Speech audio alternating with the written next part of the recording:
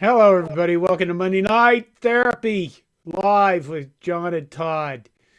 That's close enough, isn't it? That's as good as it can be put, John. How are you doing, Todd? Oh, yeah, I'm doing. It's been kind of an interesting few days, but you know, Why? um, Why has it been interesting? well, where do I start? Yesterday, my wife once again proved that she's tougher than me. Tough, tough, tough. She's standing next to you, isn't she? Oh, she's in the other room now. Okay. Kidney stone, kidney stone, Oh, and wow. finally she went to the hospital, and she's discovered why everybody likes fentanyl. Oh Um, my God. But they sent her home with some other drugs, and that didn't work nearly as good as the fentanyl. But it passed. She's kind of back to her ornery self, but she did make the comment she was trying to decide. She'd heard people say that that's the only thing. The only thing that comes close to childbirth is a kidney stone, and she's I think of that. I think she's of that opinion. She said, of course, if childbirth had hurt as well, if a kidney stone had lasted as long as childbirth, she says maybe I'd have a different opinion. But yeah, so there's that. Watched the Nebraska game on Saturday, and I think I was a lot like a lot of people. Just, it wasn't that Wait, wait. We have to acknowledge the news. well. Yeah, you're We right. do. We shouldn't go too far. Um, So go yeah. ahead. Well, I tell you what, John, you and I are huge college football fans. I think we're probably that's one of the few things in life that give us total joy is college football. And I think it's we would be remiss if we didn't send our regards and our thoughts and our prayers and whatever else families of those three football players at the University of Virginia who were murdered today or yesterday, excuse me, murdered yesterday by a former player. Um, I don't know much about the circumstances, and I'm sure that imaginations have run wild. But I know that they canceled their basketball game against University of Northern Iowa tonight, and I would be surprised if Virginia plays football this weekend. Yeah. Nor should they. And just heartbreaking, just heartbreaking. So, yeah, it's kind of surprising. I guess they went to a field trip to a play, and then when they were getting on the bus, off the bus, when they returned, they were attacked or something. I don't know all the details. I'm sure they're going to come out. Yeah, But in yeah. any case, it's pretty horrific. We do have a lot of people joining us. Thank you guys for all the welcomes. And you Michigan game. Yeah. I know that you commented in a couple of different forums that you found the game very boring. Oh Um, my God. yeah, but I kept thinking if we were on the other side of that, if it was Nebraska that was just pounding away, ground and pound. I mean, we've all been in stadiums where just the opposite happened, and we're just thinking that's just great about just running the ball and between the tackles, uh, hanging on to it so the other team doesn't have a chance to score. Um, you know, so I think that Michigan kind of gave us a taste of the medicine that we'd been handing out for years, and it was really frustrating to be on that side of it. Um, I'm Do you know how not. boring? Do you know how boring the game was? Tell me, tell me. I started tweeting about the sex lives of eels. Yeah, I saw that. I saw that. Now I don't know Do you anything know? about the sex life of eels. Well, you know what? The sex lives of eels are extremely interesting. I think I actually put something about the sex lives of eels in my heart attack survivor book. I don't remember. And the reason why I don't remember is you write so many drafts of a book, and then I have editors, and they look at you and go, "What the fuck are you doing with this?" So I don't know if that made it into the book, but Since I know you all want to hear about the sex lives of eels, here's the thing. All eels return to all North American and European eels return to the Sargasso Sea to mate, to reproduce. Now, that might sound, people might go, well, what's the big deal with that? Okay, for literally 2,000 years, people have tried to discover the mystery of eel mating and eel reproduction. Sigmund Freud, I should have had it up here. I tweeted it out. Sigmund Freud literally dissected so many eels looking for reproductive organs that he made comments about how his hands were soaked with blood of eels. And I think it was Aristotle who proposed that mud produced eels. So all eels return to the Sargasso Sea. That's your trivia. Yet I could go on for more about this, but I'm not sure. We have other stuff. No, right? we got more. Well, I hope we have more important stuff. I just want to know one thing. Here's the thing. Yeah. Think about this for a minute. All the eels in North America and Europe return to the Sargasso Sea. Well, how do they know if they're new? You know what I mean? How do they know? Well, how do birds know to fly south? How do butterflies know? I mean, the mysteries of the universe. There we go. And we're going to talk about some mysteries of the Nebraska football universe in just a few moments. John, I think you need to start pinning some of these questions. There's a whole bunch of good ones coming on there. Hey, go ahead. I'm sorry. Back to the Meechigan game real quick. It's one of those games where it was hard. I mean, I didn't get angry. I didn't get upset. There were a few people on the thread, that expressed some of that. And I thought, are you kidding me? I mean, they're playing against, Michigan's number 3rd ranked team, or they're one of the top 4 playoff teams. I mean, they're legit. I mean, they're big time. Holy smokes. And we're in there with our 2nd string quarterback who gets hurt, and then we put our 3rd string quarterback, or you can call, whatever way you want to rank the quarterbacks. I would have flipped them, but so that's what we're working with.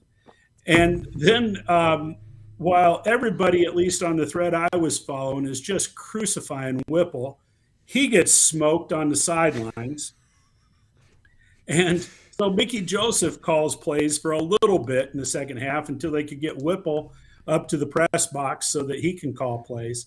I mean, it just doesn't make a whole lot of sense to me to get your shorts in a bunch, other than the fact that, A, we all know that Nebraska has fallen, and B, we have to look for those little victories. And people can talk about all they want to about, unless you got the W on the scoreboard, it doesn't matter. Well, truth be told, this has been a year of survival, and this has been an opportunity for some players and coaches to audition for whatever the future might bring. And Michigan was better in all aspects of the game. I don't think there is one aspect of the game where you could say that Nebraska performed better than Michigan did. We got more injuries. Well, it's just Chubba Purdy was just like, okay, maybe he's figuring this out, and then he goes and get injured. What I mean? That was the thing about it. He's like, oh my God, we actually gained first downs. Oh my God, there's 2 first downs. And then bam, he gets injured. And you're like, what the hell? There's the prime example of why specializing in sports, starting at a young age, is a detriment. Because if Chubba Purdy had been allowed by his parents to play baseball, he would have learned how to slide properly. But no, like so many of the parents today, they think their kid's going to be an All-American this or an All-American that, and we're going to specialize in one sport. And Chubba Purdy got hit trying to execute a slide that any 5-year-old could have done much better. You made it 10 minutes without these kids these days things. It was very good. Well. Okay. All right. Let's see. We're going to leave the mystery of the Big Ten West for later. Volleyball. How about volleyball? Did you watch the Yeah, man? man. They go on the road and they didn't look crisp. That team that was playing 3 weeks ago that was kicking ass and taking names. I mean, they were so dominant. Now, I understand Ohio State's a really, really good team, and that's a pretty tough environment. They say that Ohio State has sellouts and people, standing in line waiting for tickets and that kind of thing too. Um, you know, Nebraska just couldn't keep it together. Just wasn't consistent enough throughout the entire game. What did you watch it, John? Did you watch the game? I watched part of it, and then I let my wife scream at the TV, which she was doing, and I went upstairs and cooked supper So, because what did you think of the students' theme night? Did you notice it? no, we wondered what was going on with that. What was the deal? It was Hick night. They dressed like Hicks, like i.e. Cornhuskers, like Nebraskans. Really? Yeah, Hick night. Hick night. Well, they were wearing their plaid flannel shirts, and they were wearing their seed corn hats, international harvester hats pulled real low on their heads. And yeah, they were Okay. mocking They were us. mocking us. Those sons of bitches. That's it. That's all I got for them. The sons There of we go. bitches. I hope that we perform better as the season goes on. Okay, before we get to the Big Ten West, Wisconsin, and more college football, I want to ask you one thing. The Nebraska baseball schedule came out. Did you see it? Did you look Yes, at it? I did, and I'm crushed. And Crushed. why are you crushed? Well, because I'm going to Texas in March, because I figured since that's the only place down south that they played last year was Texas, and Will Bolt's from Texas, so I figured they'd be back in Texas again. So I'm going down to South by Southwest EDU again, thinking, well, one of those 2 weekends for sure, Nebraska will be in Texas. Oh no, Minneapolis the weekend that I'm driving to Texas, so you get to go watch them play. Oh, And wow. then the weekend after, at the back end of the weekend, they're going to play Northern Colorado in Lincoln. So once again, the geniuses that do scheduling seem to think that we're going to have baseball weather in early March in Nebraska, which happens like once every 10 years. They are going to Texas late in April, but that doesn't do me any good. I mean, what goes here? What gives? I just don't understand it, Well, I was thinking I was going to get you a credential for Minneapolis, and I guess you won't be there. I would love to be credentialed because that was so much fun a couple years ago sitting up there in that stadium. That was a blast. Okay, couple things. They play Vanderbilt and Ole Miss in Minneapolis. Yeah, You're how not gonna about be that? there. Yeah, That's and cool. I haven't looked at the entire schedule yet. But do you remember what it was like in U.S. Bank Yeah, with the glare off the ceilings and the outfielders exactly. couldn't see the ball worth of shit during the day? Yep. So I wondered if Minnesota is scheduled all their games in the evening. In You the know they evening? have. Yeah. Sure they have. Sure For they people have. that don't know what I'm talking about, Todd and I were there during the pandemic when they did the pod thing. And he was up in the press box and I was down. I had a whole section of the US Bank Stadium to myself because I had a camera. I was shooting the game. And I took this photo of an Ohio State player, and I think he was the third baseman. But he was behind third base, and he was trying to catch a foul ball, and he had his hands up above his head, but he had this look of horror. And I thought, why is that guy doing that? And then I saw another guy at second base or behind second base do it later in the game, and I thought, why are these guys so... They looked like they were terrified to try to catch the ball. And I realized I looked around and looked up at US Bank, and the way that they were looking into the top of US Bank, the glare was so bad you were blinded completely. And I said something to one of the Minnesota people, who was one of the guys that was security. He wasn't a security guy; he was a University of Minnesota guy. And he goes, "Hey, we know what we're doing, home field advantage, right?" And I thought, well, I guess it is. I mean, the SEC schools certainly take advantage of that, but I was thinking we would all get together at the Nebraska baseball here in Minneapolis in March. So maybe Well, we'll see what together.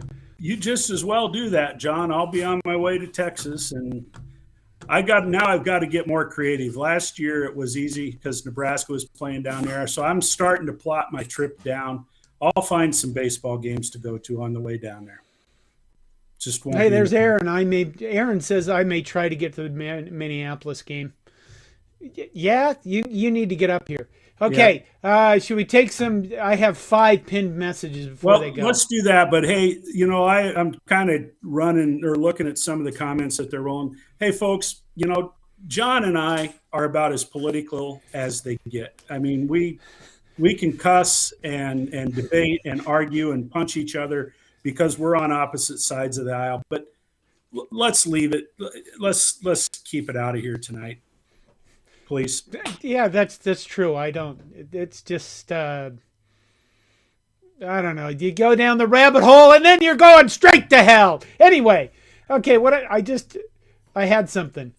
Okay, let's go with living in Omaha. David Matney. Question: do the coaches' teams have any pressure to cover the spread? Todd, you want that? I'm not a gambler, so I don't know what kind. Well, I am, but I don't bet sports. I don't know. So I think the question, why did Michigan call that timeout to kick a field goal? Well, big flipping deal. At least they didn't chuck it into the end zone and try to rub it in that way. I think the correct answer, Todd, is they damn well better not feel any pressure to cover the spread because people, I'm not a big baseball fan, but what was the 1919 Black Sox? Chicago White Sox, yeah. Yeah, what'd they call them? If you have collusion between players or coaches and any kind of betting, it can literally destroy an entire sport just because the integrity of the sport has to be maintained. So they had better not ever feel any pressure. And if they did, if they admitted it, they should be immediately shit canned and hired by nobody else ever. So why did they kick that field goal? Because they could. I mean, it was a game. Yeah. I guess I looked at it and kind of went, well, whatever. That one call where the ball rolled out of bounds, I said on Twitter, this call doesn't really matter, and a few people got upset with me. Like one guy said, he said, I feel like you mean that we're so bad we don't deserve the call. And I thought, no, it's just, this is over, this is done. We're gonna go on from this, and the rest of the season is gonna play out. And yes, they need to make their correct call. It looked like it rolled out of bounds, but that wasn't the call, so it wasn't. I guess I didn't think it was that big a deal. Here's M. Gaboski. Where the hell were you last week, man? Michigan fan here. The game was boring, and I felt just bad for Nebraska fans. It wasn't even competitive along the line of scrimmage, and all I wanted was to get out of there healthily. Boy, talk about a stab right in the chest there. Wasn't even competitive along the line of scrimmage. Boy, I'll tell you what, Em, when I was a younger man, I would just go off on a rant right now. Don't give me your pity. Don't feel bad for me. But I can't do that anymore because you've been loyal to the show and you seem to have a good head on your shoulders, and we appreciate the comments that you make here. Just realize that the true national champions in 1997 were in fact the Nebraska Cornhuskers, and then we're all okay. Okay. Yeah, Linda, our favorite Linda, says, John, timely post on Matt today. Matt Rule. I would like to hear Todd's take on Matt being selected. Matt Rule, Todd, not Matt Davison, just so you know. Matt Rule being selected head coach in Nebraska. So this one is a question for you from Linda. Matt Rule will be good. He'd be fine. But, I've been saying for the last month and a half or however long it is, I've got a whole laundry list of coaches that would be fine, that I think could do a good job. And certainly Matt Rule. Somewhere I saw it, and not that there's any credibility to this, but I saw a Twitter post, I saw on Twitter someone say that if you were to survey 300 Texas high school coaches who their favorite college coach was to work with, an incredibly high percentage of them would say Matt Rule, which that's important. That's good.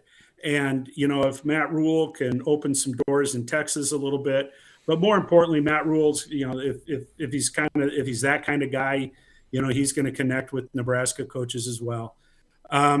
Matt Rule, way back when everybody started putting together their list of their top 4, top 5, Matt Rule was on my list of top 5.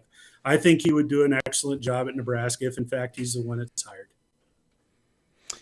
David Matney, living in Omaha, David Matney asks, do you think Trev has his coach already selected and he is just waiting for the end of the season? What do you think, John? What I think? I think this. I'm going to say no. And the reason why I'm going to say no is this. There are so many leaks in this athletic department that if he has his coach selected, it would be out there. And it is kind of out there. There's a lot of stuff. There was rumors last Thursday. There was rumors today that Matt Rule was going to be named the head coach. It's just, honestly, I still am of the opinion that, does he have his coach selected? He probably has his coach selected, but I don't know if he's finalized anything yet, because if he finalized anything, I think he's going to have to announce that, he's going to have to announce it within 10 minutes after the guy's signing a contract, because otherwise it's just going to be so, the the plane tracking and the constant, I saw this person here and that person, it's Sunday night, it was the lights were on at the stadium at 9 p.m. and it's just constant, oh my God. And it's really, again, I'm going to have to say this again. This is our timeline. This is not Trev Albert's timeline. Now, having said that, we are coming up on a period at which you kind of look at it and go, he has to get his staff together. He has to try to convince players they need to stay. He has to keep recruits or get recruiting rolling. And all of that is nil, too. There's the name, image, likeness stuff now that it wasn't in there before. So there's a lot of complexity. Now, having said all those things that a coach has to get ready for, I'm going to say this. His first season cannot matter. If you're looking at a coach and you think that a coach is going to come into Nebraska football in 2023 and make this a viable football team, just remove those expectations from your head. Now, I am not saying that it isn't going to happen. Maybe it will, because we do have some fairly decent players. What I'm saying is this. Get the expectations out of your mind, because typically the first year a coach is at a place doesn't count for much because they're trying to get their shit together. And it's us that have put pressure on them to do better at that. Did I explain that well enough? Set the expectation. Here's the difference. When I say get rid of your expectations, it's not the same as me saying it's not going to happen. I'm reiterating, I know, but people do this. They go, well, he should be good. And if he's a good coach, he should have us winning games in 2023. Not with these lines. And it's going to take a year or two to get these lines together. Well, I'll tell you what, I've seen a few people say too that, bring in the right coach and they'll be winning in year 2. And, because other coaches have done that. And, with the portal and all of these other things. And, I'll tell you what, if that's the standard that we're going to have, I think some folks may be setting themselves up for just continued disappointment. No, we shouldn't have to wait 5 years, to see success and see progress. I would argue that we didn't see success and progress in year 3 of under the leadership of who shall not be named.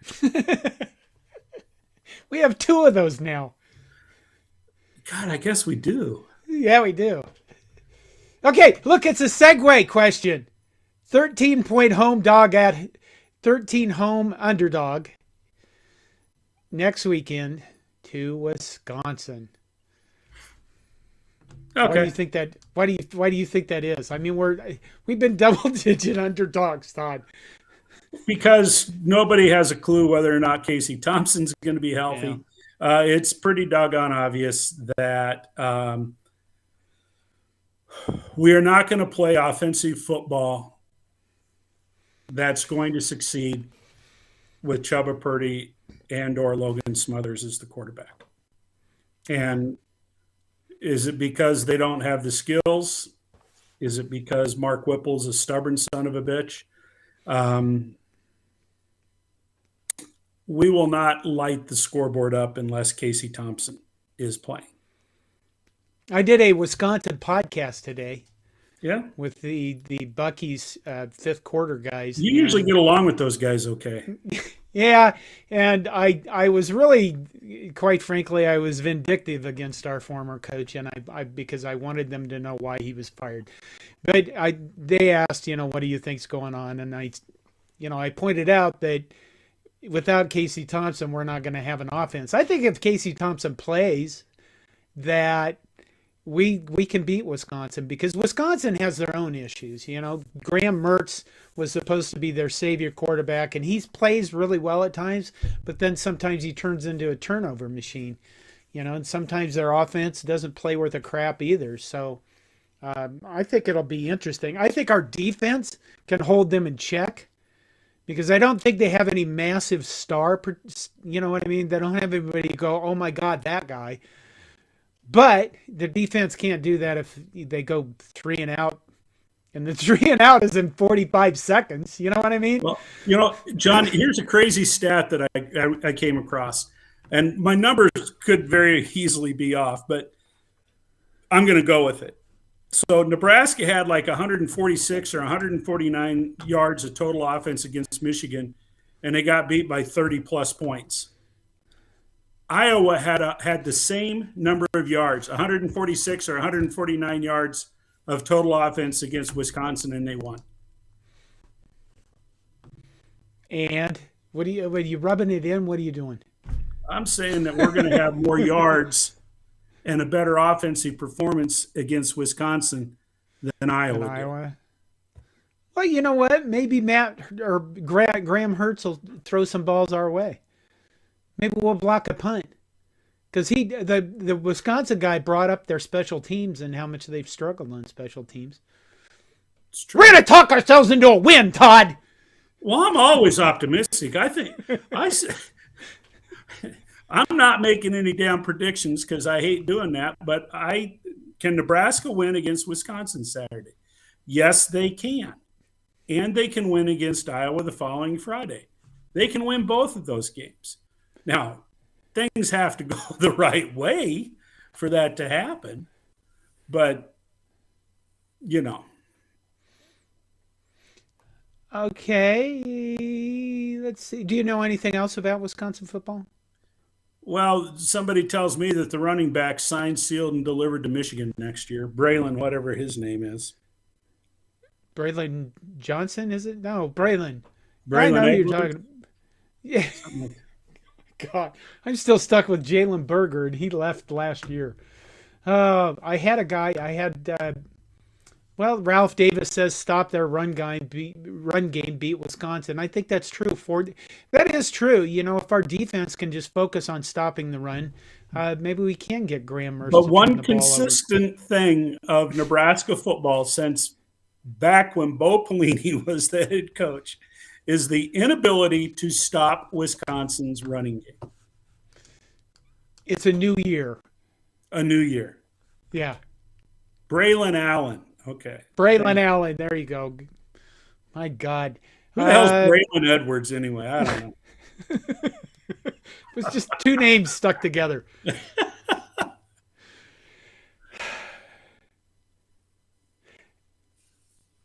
Okay, I was going to ask a question of all the people that are here. We have a number of people here. That's nice.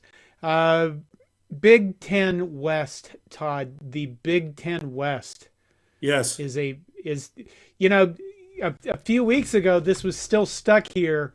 We had this up, and this was a way that the Big Ten West could end in a 7-way tie.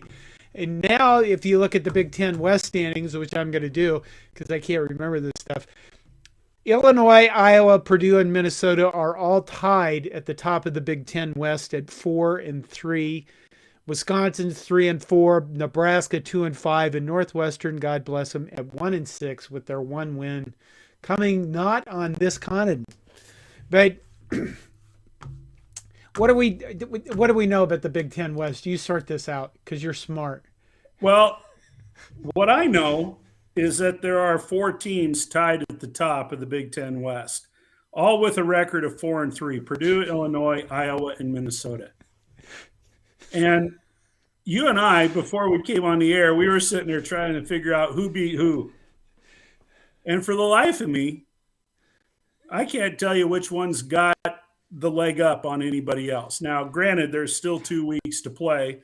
Iowa plays Minnesota this week, and that will sort some things out.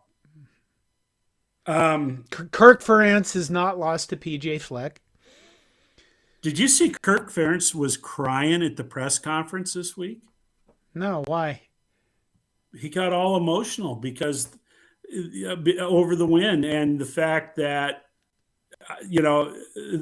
his son is a pathetic offensive coordinator, and and then they actually put together a game where they had 146 yards of total offense and won. and I'm sure that a lot of that emotion. I mean, how would you feel if your son's getting crucified? Well, yeah. How would you feel if your son's constantly getting crucified by the fan base, et cetera, et cetera? And it's probably pretty tough for a dad to take, even though he should never hired the kid. You know what? You know how I'd feel? I'd feel like a dumbass for putting him in that position. And my wife, every night when I got home, would look at me and go, well, there's the couch. How about you sleep outside? There's a tent in the yard I set up for you.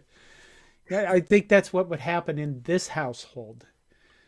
But let's see. Minnesota plays Iowa, Wisconsin. They're 2 rivals. One of these teams has just a clear-cut way to victory, and I think it's Purdue. Let's look at their schedule.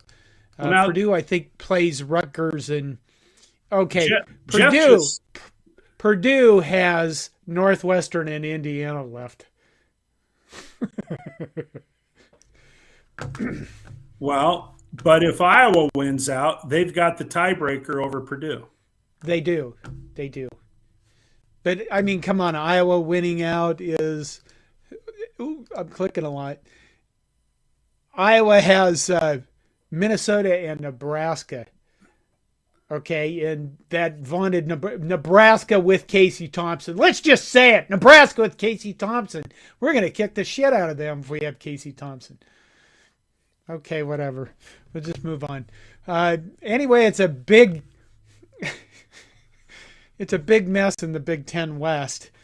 And I don't know. There's a lot of season left to be had. And I guess this is my part of the conference I love watching most. I hate to admit this. What other games did you watch Saturday? I watched TCU in Texas. Yeah. And that game was it was a tussle for a long time. That was a pretty good game. And I'll tell you what, Max Duggan's a gamer. I mean, he's one tough hombre playing quarterback there. And, he was benched. I mean, in essence, he was not the top quarterback at the start of the season. And after being their starter for the previous 3 seasons, good for him. Good old Lewis Central High School, Council Bluffs, Iowa graduate that he is. You know what? We're going to take a comment from Doomsday Diesel. We only had 4 penalties against Michigan versus 11 at Indiana. That's kind of a win. That was the thing about this game that made it so terrible to watch. I mean, I can watch. You like watching penalties? No, it was just there was nothing that happened. There was no stupidity even. We didn't turn the ball over. We didn't make horrible, stupid plays. We just couldn't do anything. And that's the thing about it. I mean, sometimes you can watch football games that, like the Cheez-It Bowl, if you remember a few years ago, that had 8 turnovers in the first half, and it was just a horrible game to watch. but it was fun because it was hilarious. There was none of that in the Michigan-Nebraska game, and that was the problem. I mean, if we'd have been throwing stupid interceptions, at least I could have gone, this is a stupid interception. But we weren't even doing that, so I don't know. I ask too much from things, don't I? Well, I just kind of wonder where your priorities are at sometimes. Uh, okay, what do we got here? I just picked Vince Watson. If Mickey stays in any capacity, what are the odds of Trey, Casey, and others staying for another year? Well, Todd? has Trey Palmer done enough to be picked in the first 2 or 3 rounds of the NFL draft? I I don't think so. I don't think so either. And Yeah. I thought it was kind of interesting. Once again, the play-by-play guys didn't do a whole lot of homework because I remember a comment when he dropped the one that was right in his hands, and they said, "Well, that doesn't happen very often." Oh my goodness gracious! Trey Palmer has dropped passes all year. Now the guy is lightning in a bottle. I mean, he is no, and is fun to watch. Um, I don't think Trey Palmer's ready to go to the NFL. Casey Thompson, you know, um, he could transfer somewhere and play another season in another place um, because with the coaching change, he'd be eligible to do that. I I think if Mickey sticks around, I think Trey Palmer will stick around. I think that there'll be quite a few players that stick around. There'll be some that leave. They're going to think that the grass is greener somewhere else. And depending upon who the new head coach is, there may be some that are encouraged to leave if they're not going to fit into, the system that he's going to run. Um, but I mean, I would be shocked unless we have a lot of players leave. I would be shocked that, at least the names that are being mentioned right now as potential head coaches, don't expect them to go into the portal and totally flip this roster over. I think most important in regard to keeping Mickey Joseph around are keeping some of those commits that we have right now and get those guys on campus at Nebraska. I guess related to recruiting, no, I don't think I don't think we can recruit ourselves, to a winning program. You got to have the Jimmies and Joes, but you also got to be able to develop those guys, and that's Ralph Dave. Oh, sorry. that hasn't happened. Ralph Davis says Sam McEwen from the Omaha paper commented that the Midland teams in the Big Ten are pretty strong. Does that include Big Ten West teams?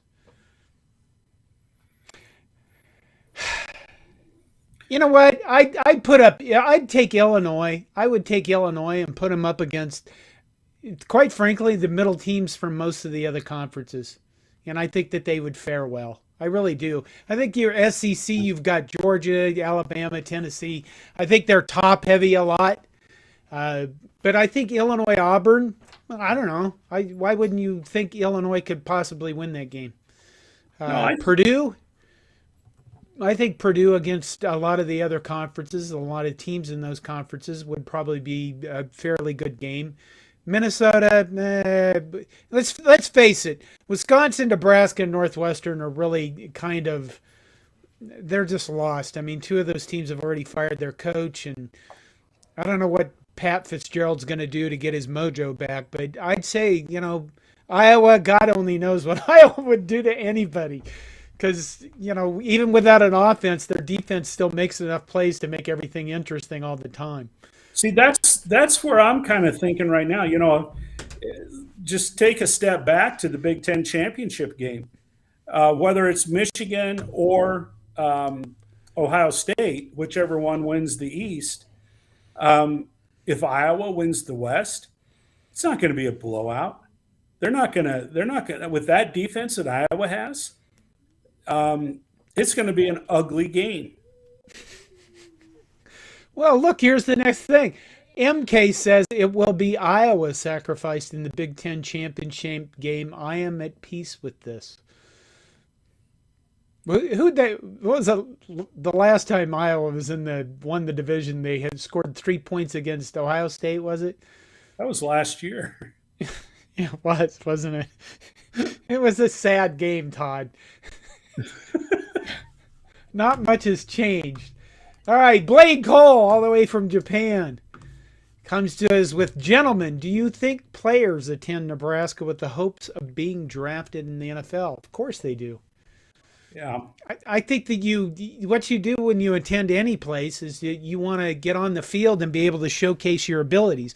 I mean, think about this for a moment. Wan'Dale Robinson went to Kentucky and he got drafted, and he's now in the NFL and making plays in the NFL. So the problem wasn't that he came to Nebraska. The problem was that he didn't get to showcase his talents because he was used incorrectly at Nebraska. So, when Casey Thompson and Trey Palmer came to Nebraska, I'm sure that Trey Palmer was kind of like, okay, I'm going to have a good quarterback.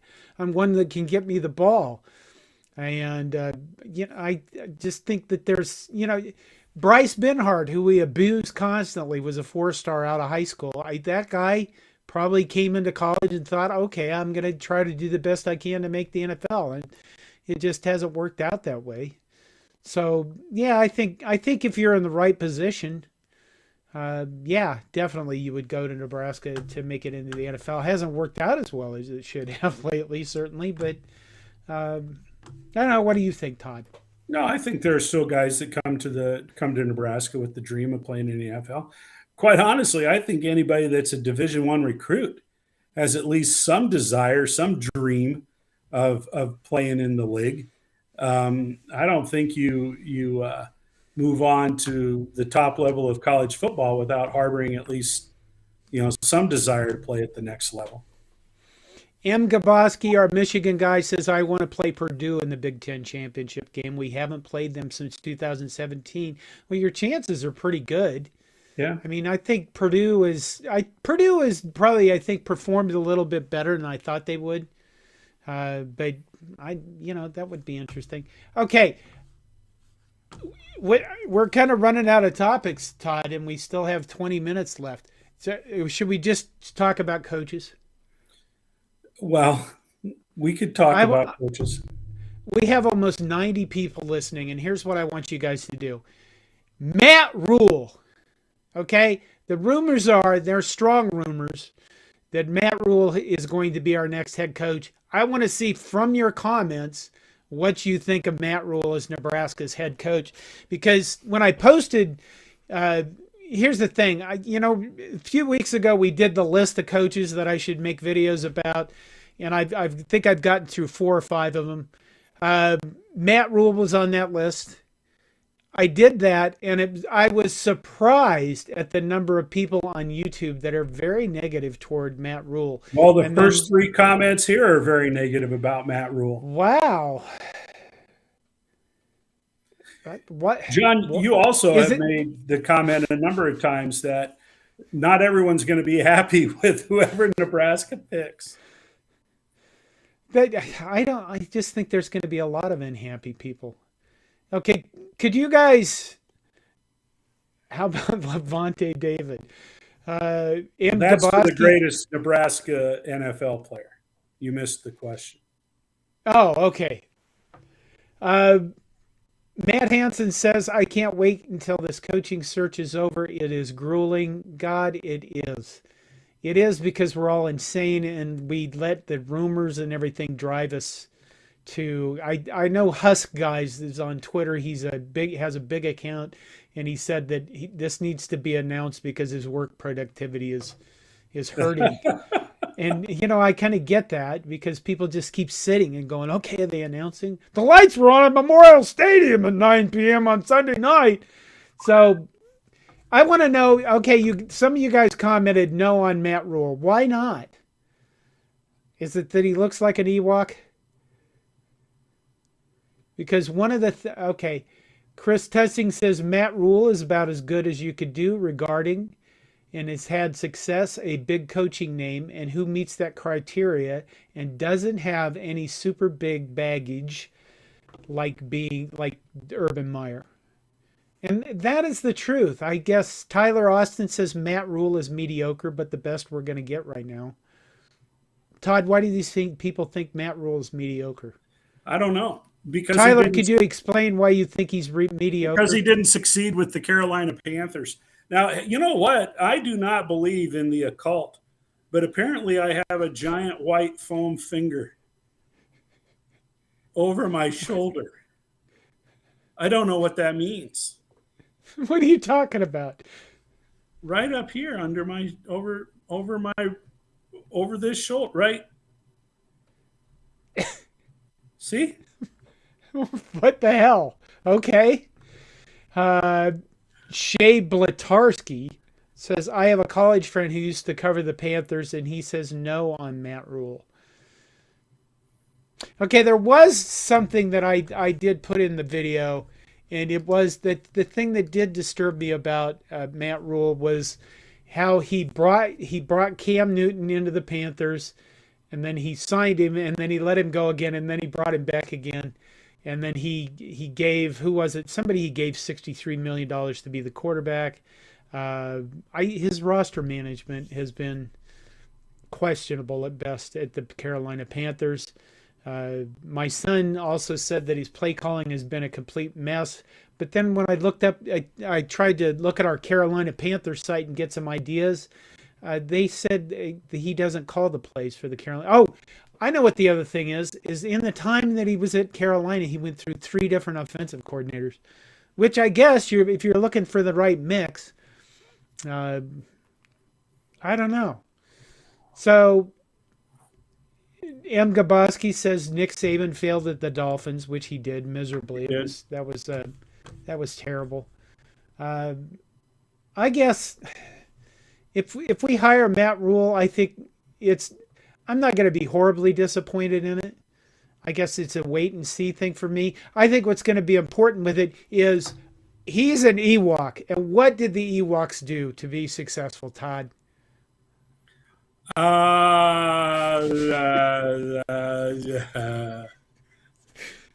They aligned themselves with forces stronger and complementary to themselves. That is the correct answer, Mr. Overton. So I think for Bill, like Bill O'Brien, who I said was oatmeal, but oatmeal is always better depending upon what you put with it. I think for both of those coaches, if either of those coaches are named our head coaches, I wanted to see who they're going to bring with them, who's going to be their defensive coordinators, and who's going to be their offensive coordinators. Because Matt Rule is kind of like, okay, let's see what he can do. But if he brings in, I think, some exciting offensive coordinators and stuff, that would be all right with me. Did you know that Matt Rule grew up in State College, Pennsylvania? I did not know that. He did, and he played as a walk-on for Joe Paterno. Wow. I think 1990, in the late 90s, Big Ten, Penn State joined the Big Ten in 1993, so he did play for Joe Paterno in the Big Ten. Yeah, I mean, it might have been as a walk-on, but at least he knows what the Big Ten is about. So I think that is at least something. Whereas my concern was before, he didn't know anything about the Big Ten.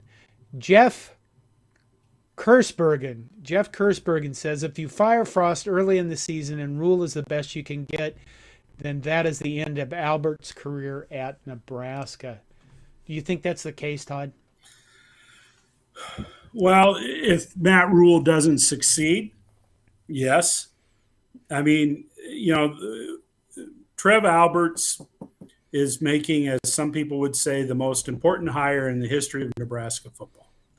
And if it fails, he may not get a chance to hire another coach. But do you think that's fair? No, I don't think that's fair. Sean Eichhorst, Mike Riley. Yeah, well, you weren't going to let that guy hire another football coach, were you? No. Trev Alberts, and again, I've said it before, I'm not in the Trev Alberts fan club, but everything that he has done at Nebraska, in my opinion, he has done with a lot of foresight.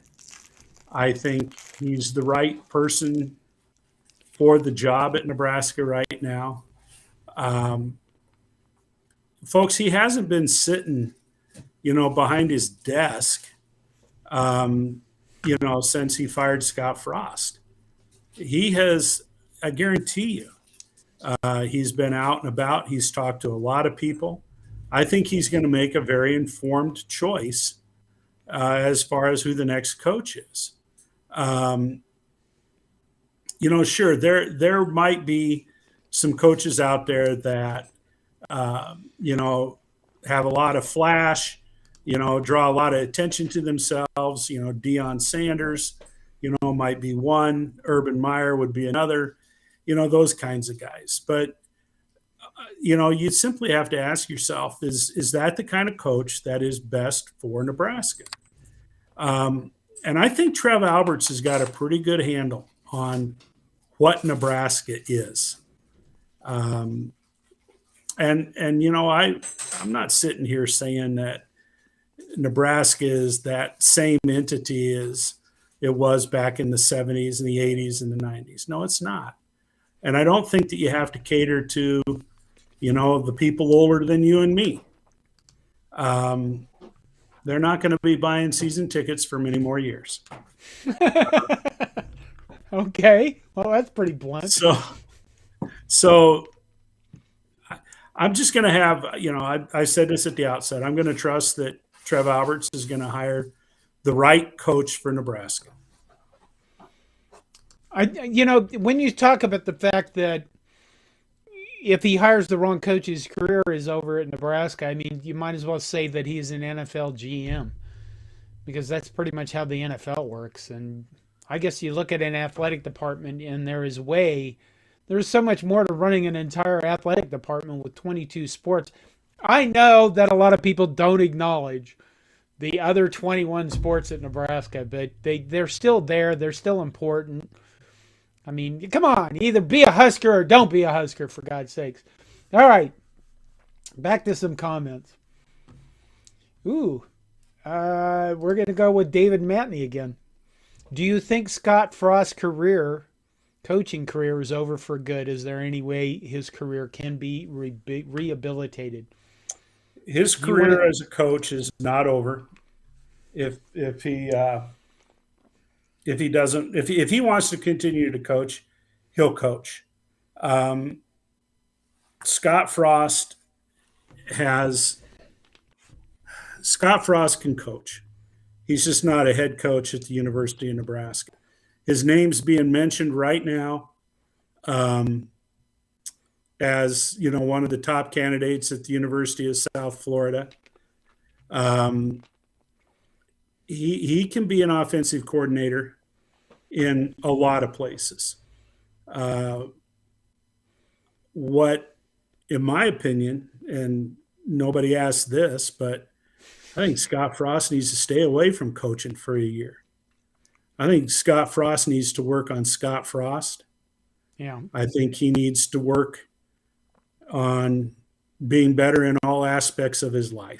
And I'm not going to go down any rabbit holes there, but I think it would serve Scott Frost very well in his future if that was his focus and his priority.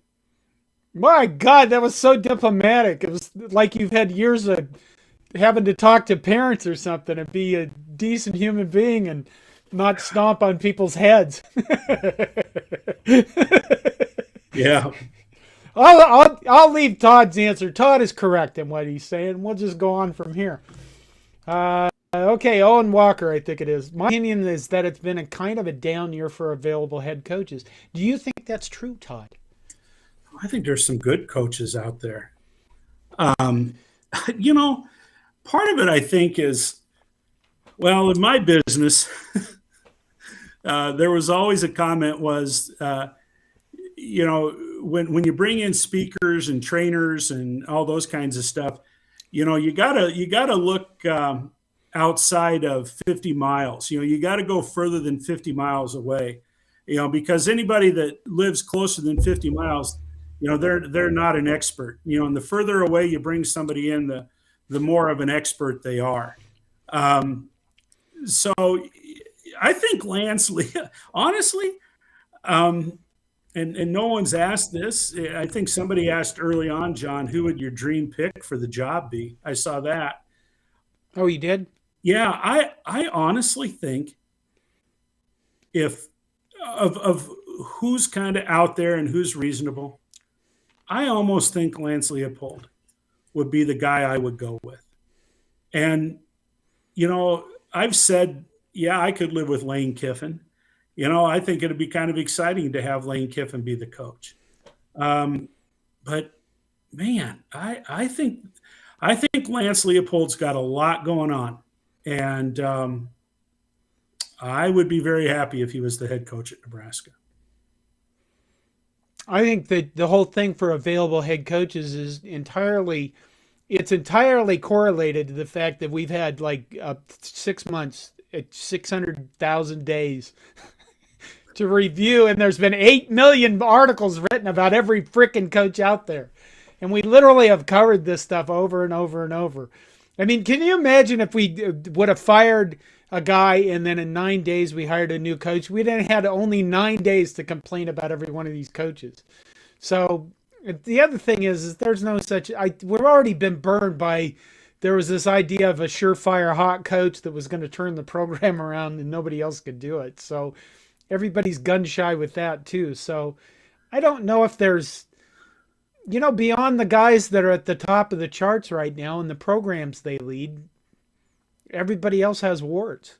And even those guys have warts. I mean, if you go out there, and I love being on Twitter for sports. I do. I love the college football crowd on Twitter. There are people right now posting on message boards wanting Nick Saban fired. Because that's what's going on at Alabama. That, oh my God, this team has come apart. They've lost 2 games, 3 games? They've lost 3, Todd, I think. Yeah. And Nick Saban needs to be fired because it's the end of the world. Okay, M. Gaboski says... Hold on just a minute. Let me throw... Whoop. I said a few weeks ago, there's also something that has to be said about fit. And, there are some coaches that will fit and there's some that aren't. I personally do not believe that Deion Sanders will fit at Nebraska. I mean, I said that before I saw the last, statement come up here. I really don't believe that he's a fit at Nebraska. And, there was what got me thinking along those lines is Sonny Dykes and Jamie Chadwell. Sonny Dykes is Texas through and through. Texas. We're not going to pull Sonny Dykes out of Texas. Jamie Chadwell, I love his offense. His teams they play exciting football, but I don't think you're going to pull him to Nebraska. And if you did, I think that's almost would be kind of a fish out of water. Now, that isn't to say that somebody who has experiences in the other part of the country won't fit at Nebraska. That's not the point that I'm trying to make. But there's a certain kind of culture. There's certain things that come with playing in the Big Ten, that you have to consider, and you have to keep that in mind. Okay, I'm going to take 2 more. I put up the one from M. Gaboski. I would take Rule at Michigan if Harbaugh left. Okay, my mouse is it's been a pain lately. Okay, let's go with this one. Asawar Sajid says, my 2 top choices are Deion Sanders and Lane Kiffin. I think the recruiting is the most important aspect to Nebraska's future. We're down the last few minutes. You guys that want Deion Sanders, I mean, why do you think Deion Sanders would succeed at Nebraska? I know they have the recruiting thing, but that can't be everything. So, and then I'll give you a couple minutes. I want to hear from Deion Sanders supporters in the comments. Why would you want Deion Sanders here? He has no Power 5 experience. And then Blaine Cole. Generally speaking, do offensive linemen prefer to run block or pass block? They prefer to run block. Run block. They'd rather be going forward than backwards. before the days of the blindside block, here's what pulling guards lived for. Okay, like in the old option days, and they probably still do.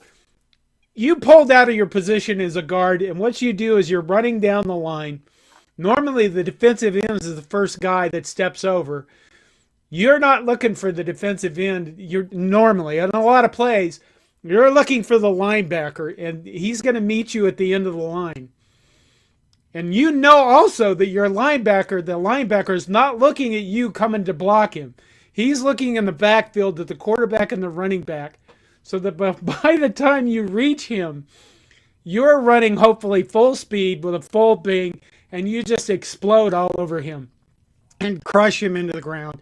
And that's normally anymore. A lot of that is blindside stuff, and you can't do it anymore. But run blocking, because you get to really just hammer the shit out of guys and force your, come on, if you're a 300-pound lineman, would you love to hit like a 230-pound linebacker or what?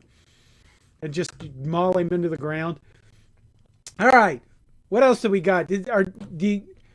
Let's see. Dion, what'd they say about Dion, Todd? I was talking. Well, it's mostly people saying that he wouldn't be a good fit, and I didn't see very many positive comments about Dion here. One of the things we have to get that from Thongway Reldman. Right. I think Nebraska fans want. One, he will not bring in a full roster of 5 stars because, as you said, John, he doesn't have, Power 5 conference experience. And while he can recruit some 5 stars, so can Nick Saban. So can Jimbo Fisher. So can Kirby Smart. So can a lot of those guys recruit 5-star athletes. And there's only so many of them to go around. So, Travis Bartling says Dion would bring a different attitude. He wouldn't do any worse than Riley, Frost, or Joseph. Well, we want people that are going to do better than those people. So he would bring a different attitude. I just don't think he'd fit here. I think that he likes the spine. He likes the limelight, but he's going to have to deal with a lot of shit at Nebraska too. And I'm not so sure he's good at dealing with that. There was one more I wanted to take. Well, there was one from, I think it was James Marshall or something Marshall. He wonders if there's still that candidate out there that nobody is aware of or nobody's been looking at. And I keep wondering that myself. In the back of my mind, is there someone out there that no one's talking about? So, Owen Walker, this will probably be Owen Walker. Who is your dream hire, John? Well, the obvious answer is the guy who wins championships. That's cheating. I think, okay, when we did, if you remember a few weeks ago when we did the show where I said, what is the list of coaches that you want to look at? Oh, my hair's getting all messy. We had Dave Aranda, Bill O'Brien, Matt Campbell, Chris Kleeman, Lane Kiffin, Lance Leopold, Dion for the Views is what I wrote down. The guy at Coastal Carolina, Matt Rule, which I've done, Kyle Whittingham, and Dino Biebers. Dino Babers. Okay. Yeah. I think if I had to pick out all those, there was a reason why Dave Aranda is at the top of that list. Now, one name I did want to do a video on, and I think my time is running short on doing the videos because I do think that we're going to get a coach named in the next, the next week. I really want to look at Chris Kleeman because I don't know that much about him. But I guess out of all of those people, I'd probably pick Dave Aranda. And the reason why I picked Dave Aranda is the fact that his defenses at Wisconsin were incredible, that he went to LSU and won a national title being a defensive coordinator. And I think that I think a defensive coach that understood the Big Ten and could coach a good defense in the Big Ten just gives you a much higher upside, put it that way. You know what I mean? Like the whole idea that we're going to score 40 points and win a game, which is what I kept saying during that previous guy's era. We need to score 40 points. There's, and win a game. I think that if you have a defense that is, oh my God, I'm going to say Iowa level. And you know what? That brings up a segue. One more thing, Todd. I'm like Columbo now. What have we? That's an old reference. What's the name of the Iowa defensive coordinator? Phil Parker. That's the guy. That is the guy that nobody has brought up as a coach that, would be interesting if he came to Nebraska, because I think that guy can coach defense. He can coach it well enough to put players in the NFL, which brings in, by the way, you guys keep talking about 5 stars. If you want players to come, one of the best ways you get players to come to your program is to get them into the NFL and show that you can recruit and develop players that are going to go on to the next level. And those guys will go, I want to go to the program that keeps putting tight ends in the league. I want to go to the program that keeps putting defensive tackles in the league. But I tell you what, I said a few weeks ago when people were trying to pin me down and stuff, I think you unload the piggy bank on Phil Parker and make him the highest paid defensive coordinator in college football at the University of Nebraska, and then worry about your head coach afterwards. There. And I'm going to have to go throw up a little bit because I because you said too many nice things about Iowa, or what? Yeah, God. Okay, we're over our hour that we usually strive for, because I'm getting tired, John. We're old people, and we have to go. I don't know. It's 8:30. What are you going to do, Todd? Go to bed? I'm going to Scotts Bluff later this week. Oh. So I've still got a little bit of work to do to prepare for that trip. So I'm going to go play video games and kill fake people, because it's mind-numbingly stupid. Yeah. I still keep looking for a Pong game. I watched All Quiet on the Western Front last night. Oh, good movie.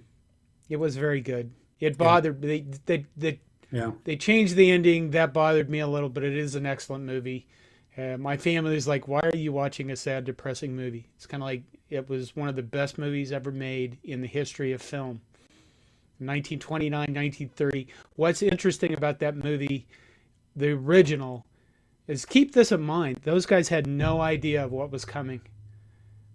And it's really just an interesting, I thought it was an interesting juxtaposition between the original movie, which I've seen several times, which is unbelievable that they made it and that well all those years ago, and then the interpretation you get now after we know all those decades of history. I guess I should have brought that up earlier, but now we're too old. Maybe in the off season we'll just go into film theory. There you go. All right. Good night. Better than literature. Todd. Good night, John. Good night.